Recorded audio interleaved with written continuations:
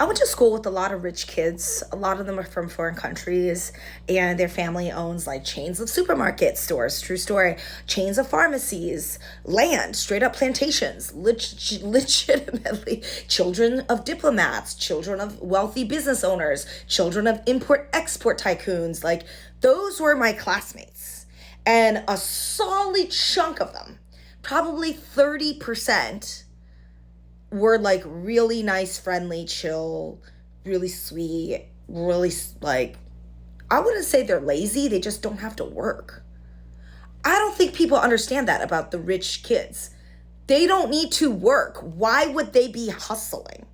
That's why like the hustling, hardworking rich kid is so few and far between, right? The person who is wealthy through intergenerational wealth, they don't have to work.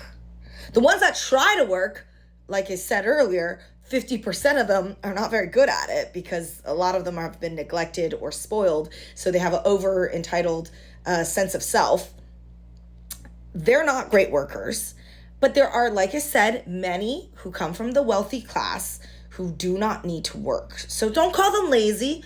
Just understand that they don't have to work. It's really not that complicated. They don't need to work. So why would you work? If I didn't have to work, why would I work? Why would you work? You would only work if there's a serious chip on your shoulder because you grew up either poor or you have to something to prove to mommy and daddy. Again, from that toxicness, which is why there's a lot of rich kids who are extremely toxic. But like, again, let's just, I don't like the word lazy for people who don't need to work. They don't need to work, which actually logically makes a lot of sense.